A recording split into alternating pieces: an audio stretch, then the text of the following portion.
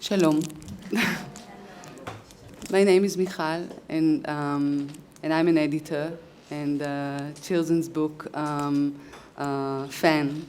And all my life, all my adult life, is run in the field of children's book. And today I came to tell you a little bit about the Israeli children's book history.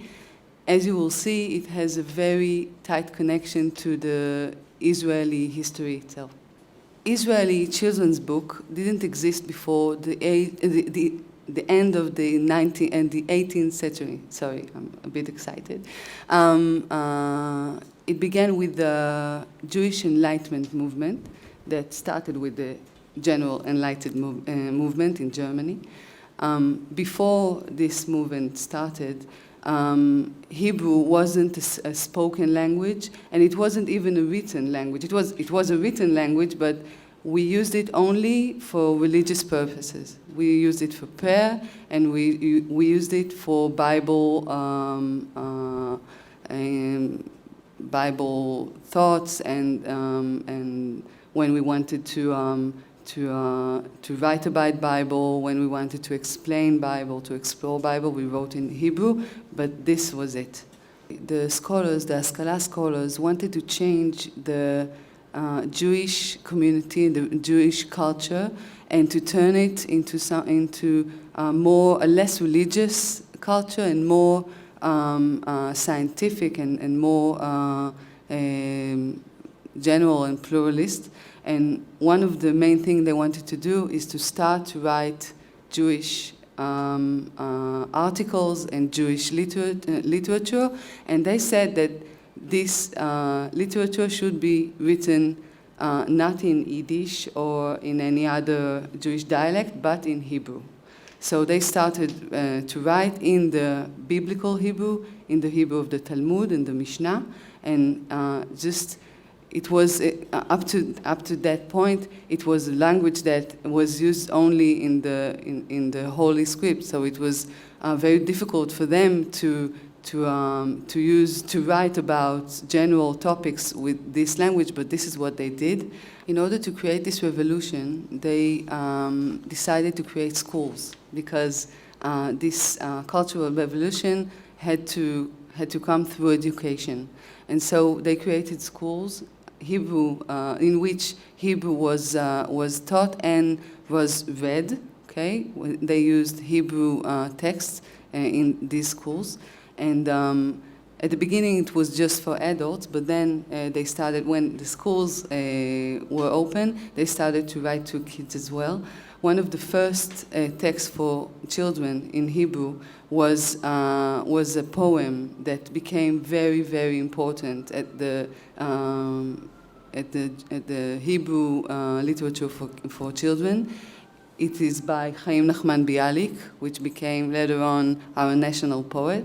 It's called A Bird's Nest, Ken Latzipor in Hebrew. All the things that we are talking about were done in Europe, not in Israel. Okay, because Israel didn't exist at the time, and we're talking about the Jewish community outside of Israel.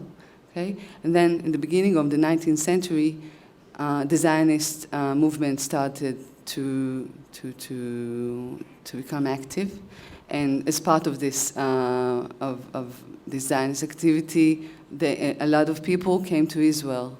Okay. There wasn't a state at the time, but there was a new settlement of Jewish people, of Zionist people that came and started to create a land from nothing. There was nothing there, and they started to create a land, and they started to create a culture.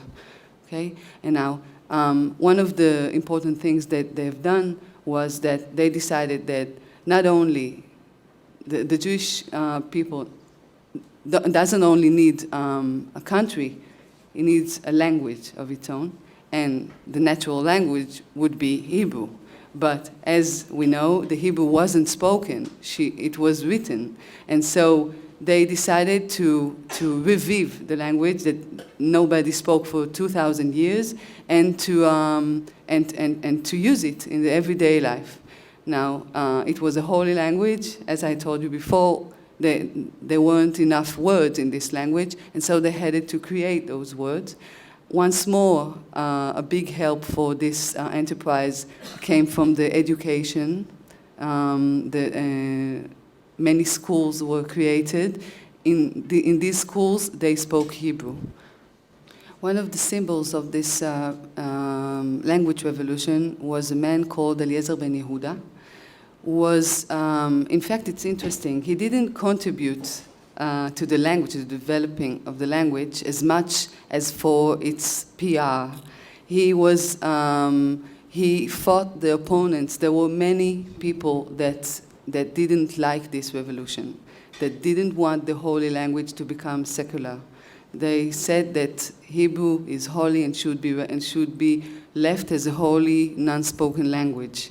And so there was a big fight over it, and Ben Yehuda was one of the men that really fought against this resistance, and he served as an example himself, because he brought up his child in a Hebrew-speaking home.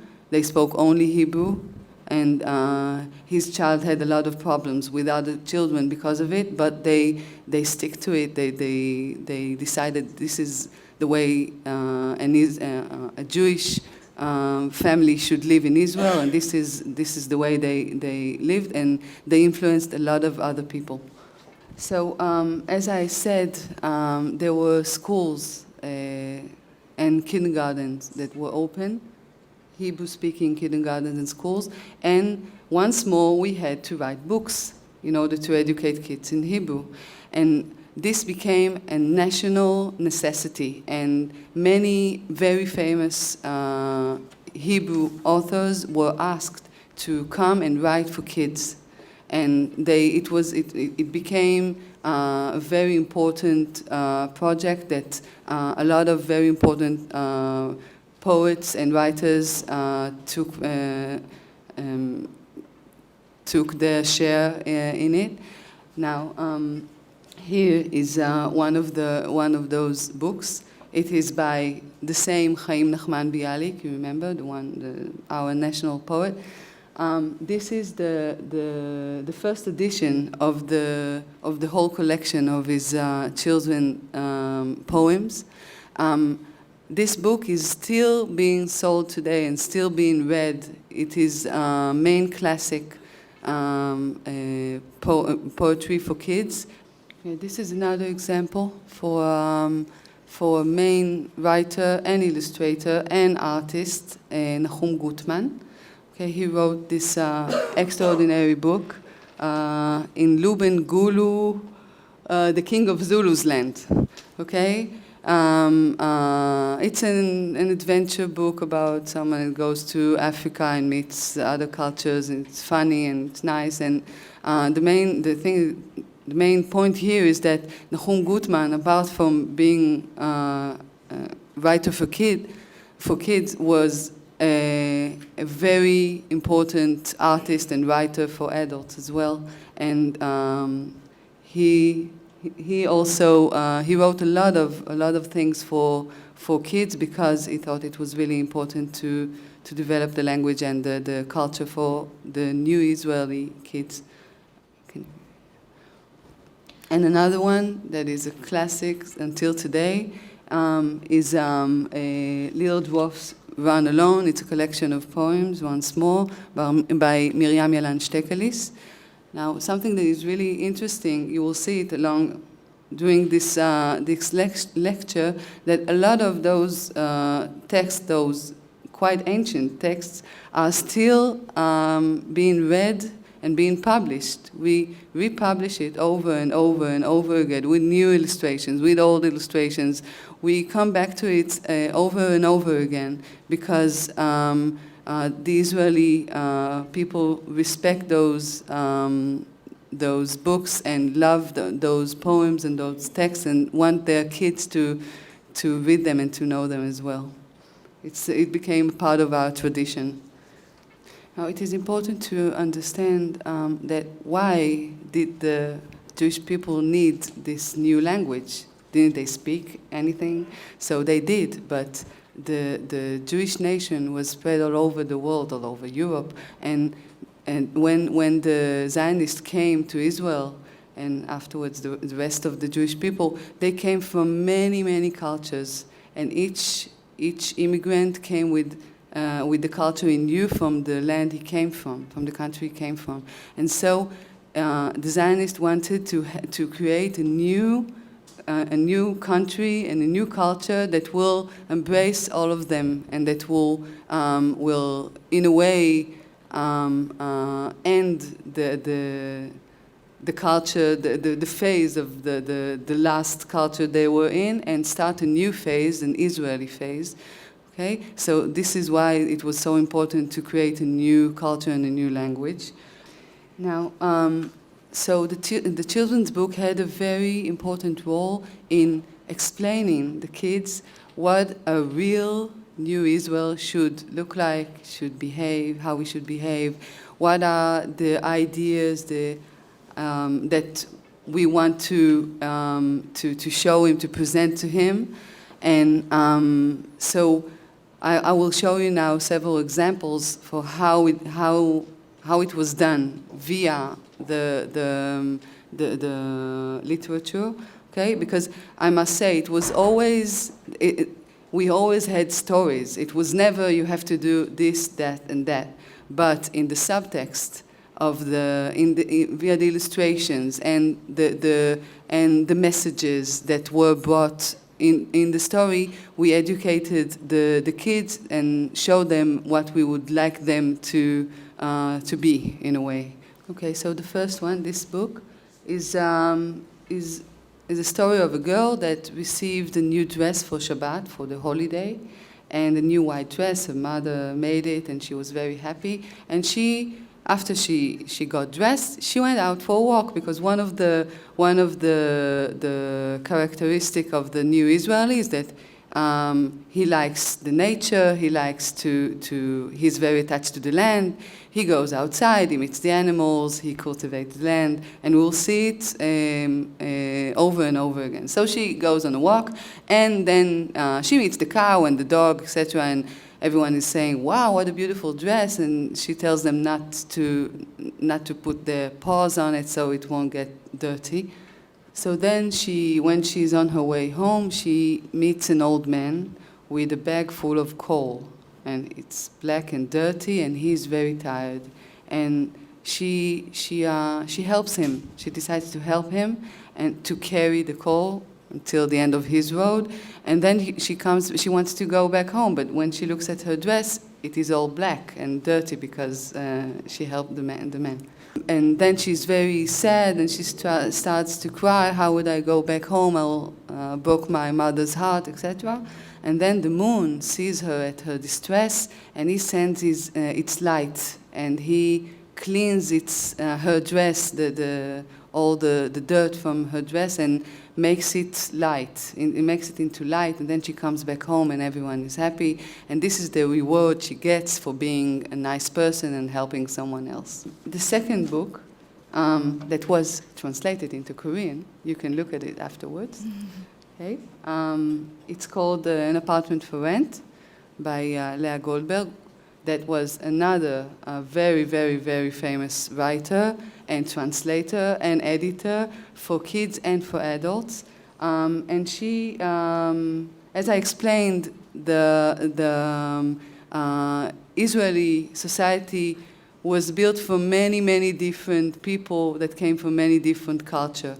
And this book tells the kids that, in fact, we all should live together. We all should learn how to live together. I won't tell you all the story, you can read it afterwards, but I can just tell you that the neighbor that came to this apartment for rent was the dove, okay, the symbol of peace. An important means of communicating with the kids were the newspapers. We had a lot of newspapers for children in these days, and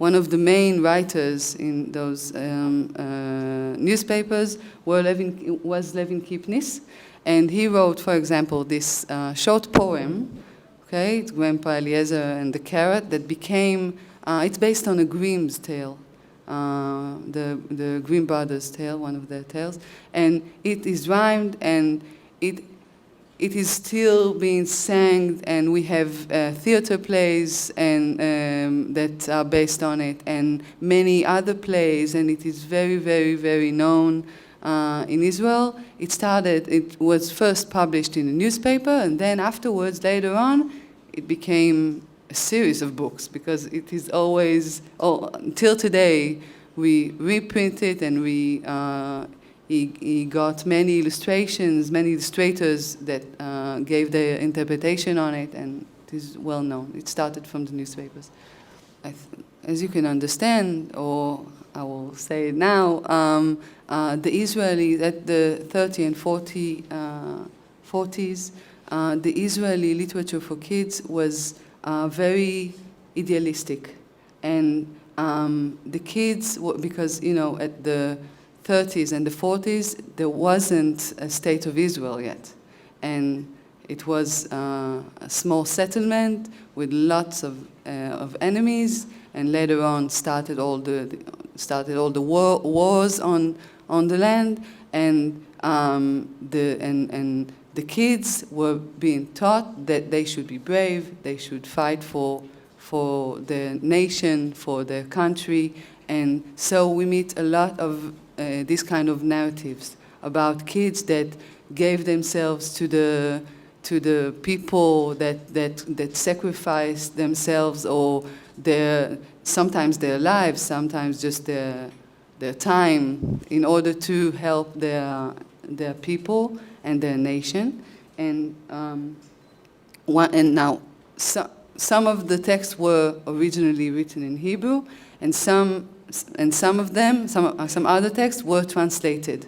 And this text is a very good example for the type of texts that were written and translated. It's Cuore by Edmondo D'Amicis. It's an Italian book.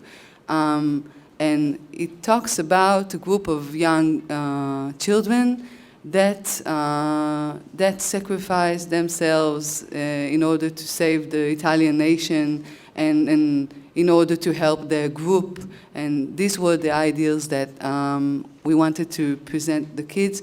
This book was translated many times into Hebrew, not only once, and was published many, many, many times in different editions and different forms. It was a huge, huge, huge success. Okay, we're at the second part of the 20th century. Israel is born, and now we have a new country. We have a new culture. The culture is growing stronger and more and more active. The Hebrew language is spoken, and now we can start to create real literature and art, and we can start to do other things, but educating and creating a new form of Israelis, etc. By the end of the 50s, we start to see more and more commercial publishing houses that are being open, and we start to see more and more children's books that speak about the child's world and not about ideology. Here, for example, we have now, this is the passing point. So we still have, this story talks about Pluto, okay, the dog that is bored, and he wants to see other places and other things but the backyard where he sits. So he runs away, and he sees many exciting things, meets many exciting animals, and then go back to the farm, to his owner, to Gadi. Okay, so we are still at this ambience of the farm, of cultivating the land, animals, etc. But we talk about psychologist needs of the kid. He needs his freedom. He wants to see new things. He's being bored. The kid is represented by the dog, of course. Okay, during the 60s, the children's literature really flourished in Israel. There are new edition publishing houses that are being opened. They start to have editors, special editors for children's literature. We have book clubs. We have libraries that are being opened, and all the scene becomes more active. During those days, a lot of books are being written, and those books are still with us today. This is an example, a great example for this joy of writing for kids. My uncle Simcha. Okay, so Simcha means joy, and this uncle is a very special uncle. He likes to have fun with his nephew, not to educate him and not to do the thing. There are the parents that educate, they are strict, they are very, you have to go to sleep early, etc., blah, blah.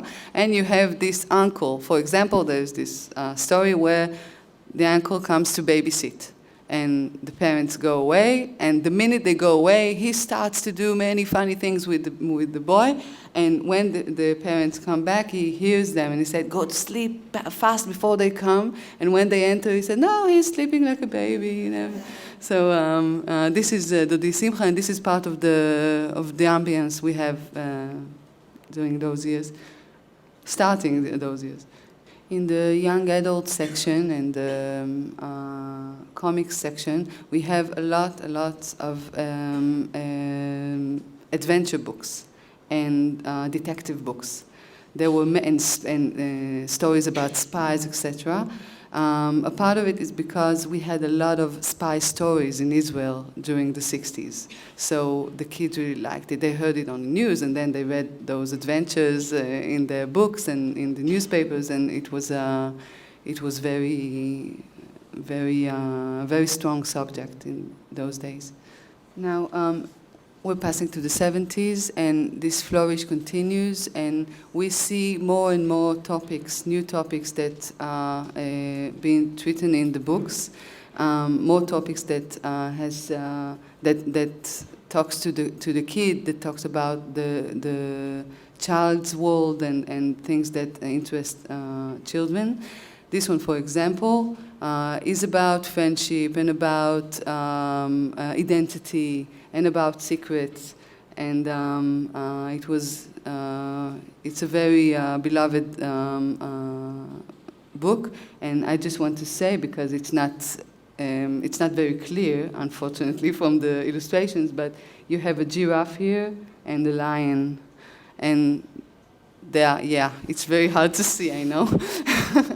But and they want to find out who Sweet Juice is. So they go and they wait outside his house, and then there is this funny scene of not being hidden too well, etc. It's a book about friendship, about being who you are, and etc. This next book talks about another problem that we know with kids. It's about kids that a kid that doesn't want to eat many things. He wants to eat just one thing. So here we have a lion that likes only strawberries, and it started as a poem, and it became a huge picture book, and it's really nice. So the lion doesn't like to eat anything but strawberries, and no matter what his mother tries to feed him with, he won't. He just won't. He wants only strawberries and strawberries. And then one day he goes on a hike, and he meets kids, and they are fortunate to have strawberries in their lunch boxes. But when they see the lion, they run away. They're afraid, and they leave the strawberries behind them. So the lion takes all the strawberries and eats it. And he said, "Yuck, I don't like strawberries at all." Okay, the next one, which was published, which was translated into Korean as well, is a very well-known book that talks about saying goodbye, okay, about separating about losing things. It's very hard for a child to be separated from his beloved toy. And here we talk about 5 balloons that were given to 5 children, and each time the balloon explodes. This is the way balloon goes, and this is the rhyme that goes along. This is how it ends. Each time we have another another story about the other balloon. One is, it depends. The children play with the balloons, and each time it ends with a boom. So, and little by little, the children learn to accept that this is the way of the world. The next 2 books symbolize the individualism that enters little by little the Israeli children's book. This book is revolutionary. It was the first of its kind, and after it was published and became a very well-known youth success, a lot of people tried to imitate it. And still today, I can tell you that we receive a similar text that try to be this book, and most of the times they don't succeed. The book is made of a lot of short poems that represent episodes from the child's everyday life, and they are represented from the perspective of a child. For example, there is a song about. It is very funny. The boy talks to his mother, and he says, the piece of meat I ate that fell off my plate was half eaten, but the new one you put on my plate is whole, and now I have to eat it all over again. So this is the poem, and we have lots of little poems like this, and the children really found comfort in these poems because they look them straight in the eye. They understand their world. They understand the way they think of the world, and they are really very authentic. The voice of the child is very, very authentic, even though a grown-up wrote it. And just one other important thing, the illustrator, Danny Kerman, is the same illustrator of the book we saw before. He is a very important illustrator in Israel. He illustrated many books and still does. Hopefully he will keep on doing it. You will see his work in many books. Another book is The 16th Lamp. It was published a year after That Boy is Me, and it was made. We had a record out of it, and a children's play, and many versions of this book. Like the other book, this book talks about the psychology of the child, with really beautiful poems written by Jonathan Geffen. That is one of the most celebrated poets in Israel. He writes for adults and writers, not just poets. He writes for adults as well, and this book is really is really loved and cherished, and people. I've been to a concert of the 16th Lamp several weeks ago with my daughter, and you saw many parents sitting there and singing the songs and knowing all the words by heart because we know it. We grew up on it and we really love it till this day. It's a very nice one. Up till now, we spoke about nice things, but during the late 70s and the beginning of the 80s, we started to talk about other things, more difficult things like war and like the Holocaust. It took us time to understand and how we are going to elaborate those themes with little kids because it's difficult.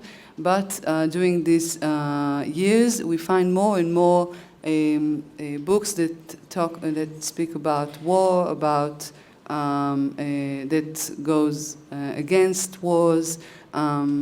This book, Uzu and Muzu from the village of Kakaruzu, is a nonsense book, but it's an anti-war book. It talks about two friends. They had a great friendship until they started to quarrel over nothing, and it's led to a very useless and pointless war. One of the reasons that we started talking about and we started to publish anti-war books like this one is the Yom Kippur War. It was in the beginning of the 70s and was very difficult and very traumatic for the Israeli society, and so it's natural that texts like this will be published afterwards. Another book, very important book that was translated, I was so happy to see that it was translated into Korean. It's called Grandma Knits and by Uri Orlev. And this book, even though you can't see it when you read it first, it talks about the Holocaust. It talks about a grandma that has to move her family. She knits her family. And each time she has to undone her work and take it to another place, because each time she gets to a new place, she's being cast away. People don't want her to be there with her family, and she has to move, like the Jewish people that had to move from one country to the other. Now, this was a very delicate way to treat the subject, and I can tell you that till today, we are not sure what is the best way to talk about the Holocaust with young kids.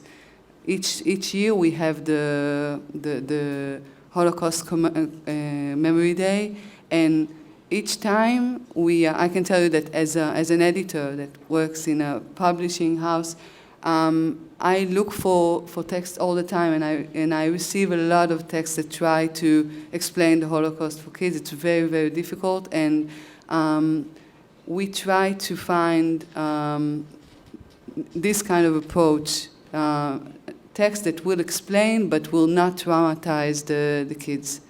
During the 90s and the 80s, we see, I have here two examples we keep on, we meet once more with books that speak about the psychology of the kid and the kid's world.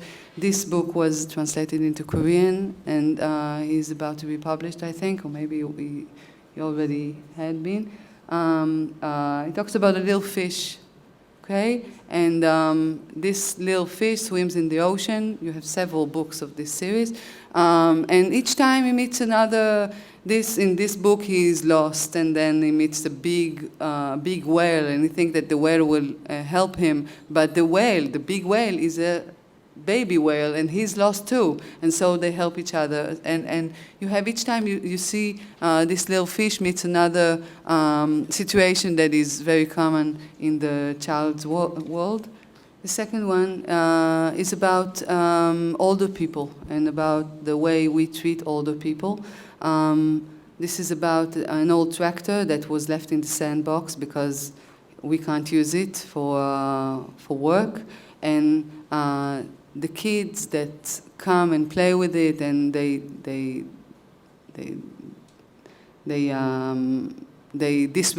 show disrespect for this tractor until one kid comes and treats him like, wow, I have a real tractor, now I can do whatever I wish with my imagination and with this tractor. So, and this book tries to show that older stuff or older people, we have to if we find a place for them in our lives, we will enjoy them and their presence. The Israeli children's book world is still growing and still getting more and more new titles, different titles. We have a very active comic scene that is flourishing these last few years, and we have many publishing houses and many writers. I will show you the numbers in a minute, and you will see that it's a very, very active world. The figures I'm going to show now are taken from a statistic that was done by the National Library in Jerusalem. It's from 2007 to 2013. And as you can see, we have 1,664 publishing houses, among which 1,099 are commercial publishing houses.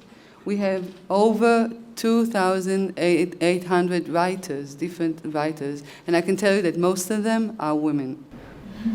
5,874 children and young adult books were published in Israel. Now, in Israel, not everyone speaks Hebrew. Most of the population speaks Hebrew, but we have also Arabic speakers and Russian speakers and other languages. And so we had 5,506 books written in Hebrew, 196 in Arabic, 96 in English, and 76 in other languages during those 5 years. Okay, as you can see, only 38% of the books are translated, which means that the major part of the books are originally written in Hebrew. From the translated books, most of them are translated from English, but we translate from other languages as well, and we even had one Korean book that was translated into Hebrew. Now, there was a research that was published really several months ago that wanted to check how do parents decide what to read to their kids in Israel. So, and it had several very interesting things to say. First of all, we know that parents read as they see reading to their kids as a pleasure time, as quality time with their kids. First of all, it's for being with the kids, living all the things we have to do during the day, not working for a while and just being with the kid and having this intimacy with him and with the book. Now, as I told you several times during this lecture, parents like to read to their kids books they used to read or used to know when they were young.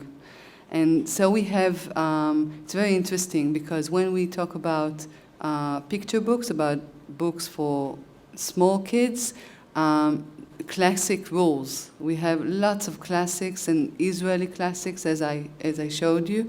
Most of the books that you saw today are still present at the bestsellers list, which is incredible. And then when we go to the young adult section, there they want new things. They want the new series, the series that speak about films, etc., and things that they know that everyone around the world like. But there are lots of classics that are being read as well. What do parents look for when they look at books? First of all, they look for well-written text. They look for language. Okay, they want elaborated language. They don't want. They want nice text that is well written, that can help their kids get to know other words, other new words that will enrich their vocabulary. So this is the first thing. They look for relationships between the characters, elaborated and interesting relationships between the characters. And last but not least, illustrations play a very, very big role in the choosing of a book.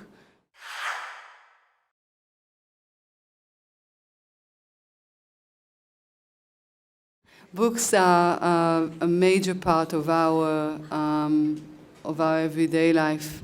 I mean, you have in the schools, in the primary schools, you have a special program, for example. It's called the March of Books, in which every year 20 books are chosen, are presented, and the kids should read from those books. And at the end of the year, they have, and they make lots of activities. The children make lots of activities and fun and things and presentations, then they meet the authors, etc. And then at the end of the year, there is this big election, and the 10 best, most beloved books are being chosen by the kids. So this is in the schools, and even before, and we have parallel programs for the kindergarten as well. And each week, a kid at the end of each weekend in the kindergarten, the kid goes home with the book for the weekend, and the parents know that at least this book they are going to read to their kids, and many times. Most kids, they have their bedtime story, and it's a part of the child's culture in Israel. I mean, every parent, they know that they like it and they love it, and it's a way to show that you're a great parent. You read books to your kids, and many parents, we buy audiobooks as well and we put it when we drive or when the kid wants to go to sleep, etc. There's a lot of things going around books in Israel, and there are lots of theater plays that are based on books, lots of them.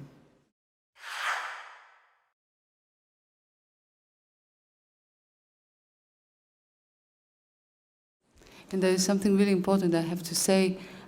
We believe that in order to make the kids to have the kids that are readers, that love text, that love books, that want to read, book must be fun.